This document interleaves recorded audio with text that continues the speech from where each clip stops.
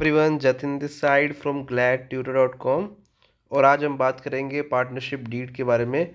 Partnership deed में हम जो डिस्कस करेंगे इसके मीनिंग, पार्टनर के राइट्स क्या होते हैं, पार्टनरशिप डीड में ड्यूटीज़ क्या होती है और उसकी रिस्पॉन्सिबिलिटीज़ क्या होती है, और लास्ट में हम बात करेंगे कि डिसोल्यूशन ऑफ पार्टनरशिप क्या होता है, कि dissolution of partnership and the dissolution of partnership firm, इसमें डिफरेंस क्या होता है, हम उसके बारे में भी बात करेंगे। And so, without wasting time, let's get started. So firstly we will discuss the overview of the partnership deed. So partnership deed होता क्या है? एक पार्टनरशिप एग्रीमेंट होता है पार्टनर्स के बीच में, जो उनकी टर्म एंड कंडीशन को आउटलाइन करता है कि उनकी टर्म एंड कंडीशन क्या रहेगी, कितना पार्टिसिपेशन कर सकता है एक पार्टनर, या कितने लॉस या प्रॉफिट का वो कॉन्ट्रीब्यूशन ले सकता है, उसकी पूरी क्लियर अंडरस्टैंडिंग होती है इसमें। पर्पस ये होता है इसका कि बाद में कोई जाके एक रिटर्न एग्रीमेंट की होने की वजह से बाद में कोई जाके कॉन्फ्लिक्ट नहीं होता। तो उसमें सारी क्लियर अंडरस्टैंडिंग लिखी होती है, हर पार्टनर के रोल की, उसके काम की, उसके loss, percentage of loss, profit और लॉसेस सब लिखा होता है, ताकि इन फ्यूचर स्मूथ रनिंग रहे कंपनी में। How does it come into the limelight? कैसे लाइमलाइट में आया पार्टनरशिप डीड? क्योंकि एक आउटकम होना चाहिए एग्रीमेंट का।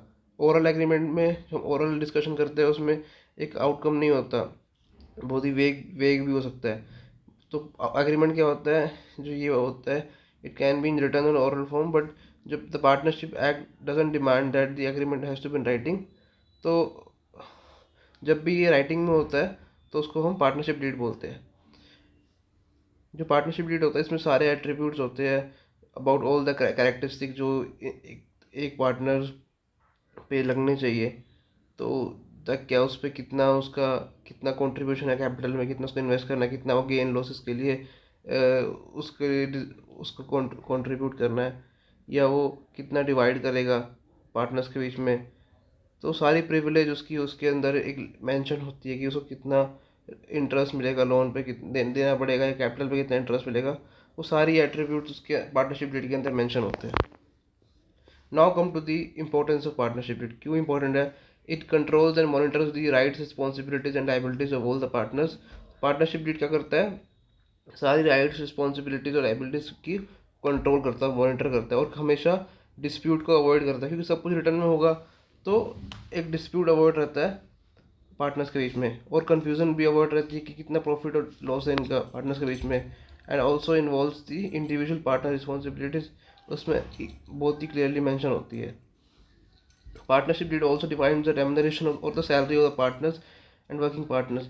तो इस पार्टनरशिप डीड में उनकी सैलरी और रेम्युनरेशन भी लिखी होती है, और कितना उनको इंटरेस्ट पे करना है उस ईच पार्टनर को जिन्होंने अपना पैसा इन्वेस्ट करा है। Now come to the rights of a partner in a partnership firm. So the number one right, which is the section 12A, right to take part in the conduct of the business. तो हर partners को partnership firm में right होता है कि वो business में अपना participation करे, ठीक है। तो जो मैनेजर, जो मैनेजमेंट पावर्स होती है वो भी उसी को ही जनरली को एक्सटेंसिव होती है कि इनको देना चाहिए। बट अगर किसी मैनेजमेंट पावर में जो पार्टनर है अगर वो इंटरफेयर करता है एंड उसको पार्टिसिपेट नहीं किया जाता, तो कोर्ट ऑफ लॉ उसमें इंटरवीन कर सकती है।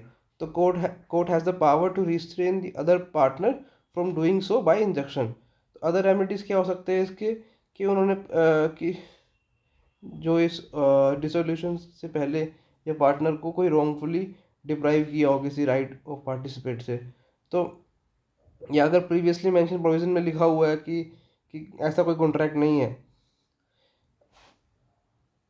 वो दूसरा पार्टनर तभी एक पार्टनर को रोक सकता है अगर जब उसमें पहले से ही लिखा हो कि किसी एग्रीमेंट में कि वो इसमें पार्टिसिपेट नहीं कर सकता, चाहे वो किसी एक पर्टिकुलर डिसीजन में हो, चाहे वो किसी चीज़ में हो, तो वो कर सकते हैं। अदरवाइज कोर्ट ऑफ लॉ इसमें इंटरवीन कर सकता है। राइट टू बी कंसल्टेड, जब भी कोई किसी भी डिसीजन लिया जाता है तो उसमें हर पार्टनर का राइट होता है वो अपना ओपिनियन दे सकता है। However there can be no changes like the business of the firm without the consent of the partners involved. As a routine matter, the opinion of the majority of partners will prevail. Right to access of book. Every partner of a firm has a, or whether it is a working partner, active or sleeping partner, has a right to access to the books of the partnership firm. And partner के पास right होता है वो इसको inspect भी कर सकता है, उसकी कॉपी भी रख सकता है अगर रिक्वायर्ड है तो। Right to remuneration, no partner of the firm is entitled to receive any remuneration along with the share of business और प्रॉफिट्स। तो ऑल्दो एक रूल इसमें एक वेरी करता है कुछ कुछ उसमें,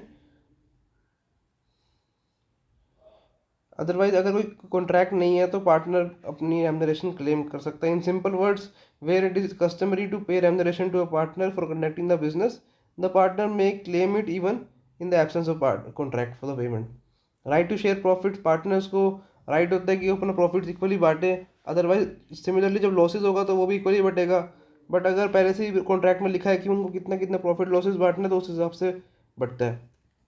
इंटरेस्ट ऑन कैपिटल, अगर एक पार्टनर ने पैसा लगाया तो उसको उसका राइट होता है उस पर इंटरेस्ट ले सके, although the interest will be payable out of the profits in such a case. In general rule, जो इंटरेस्ट होता है परमिटेड नहीं होता unless there is an agreement, अगर एग्रीमेंट में नहीं लिखा कि इंटरेस्ट मिलेगा तो नहीं मिल सकता है उसको interest. Interest on advances, if partner makes an advances in the partnership firm in addition to the amount of capital contributed by him, then the partner is entitled to claim the interest at around 6% per annum. Right to be indemnified, अगर all the partners of the firm have right to repay by the firm in respect of the payments and the liabilities incurred by him in is the ordinary and the proper conduct of the business of the firm. इससे क्या होता है, जो performance होती है उस act की in an emergency for protecting from a loss, अगर कभी भी पेमेंट्स लाइबिलिटीज एक्शन नहीं होता तो उन केसेस में राइट उनके पास राइट होता है। Right to stop the admission of a new partner, हर पार्टनर को राइट होता है कि वो किसी भी न्यू पार्टनर को इंट्रोड्यूस करने से पहले रोक सकते हैं।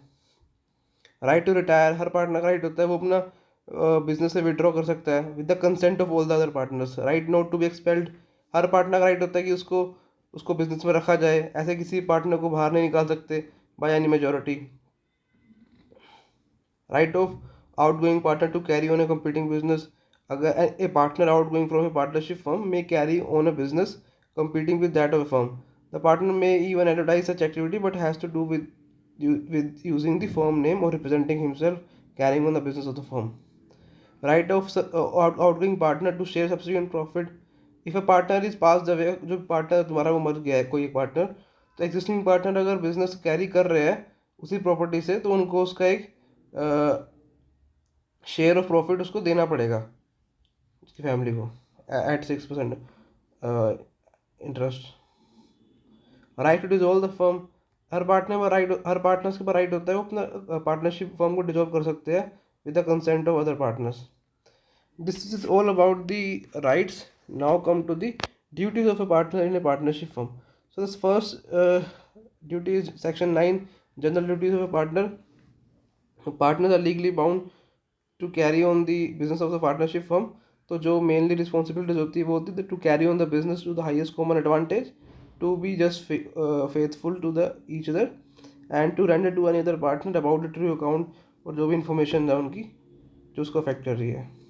To indemnify for fraud, according to section 10 a partner is liable to pay the compensation, अगर कोई भी डैमेज होता है फ्रॉड होता है तो उसके लिए उसको पे करना पड़ेगा। To indemnify for wilful neglect, अगर कोई विलफुल नेग्लेक्ट हुआ तो उसके लिए पार्टनर को कंपनसेट करना पड़ेगा जो भी डैमेज लॉस हुआ है।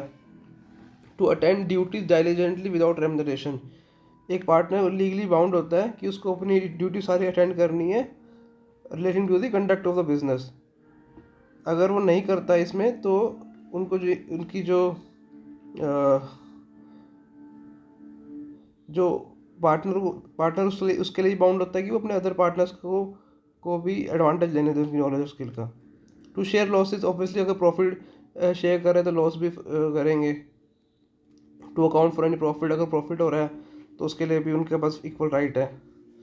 To account and pay for profit for completion of business, अगर पार्टनर जो कोई बिजनेस स्टार्ट कर रहा है सेम नेचर का,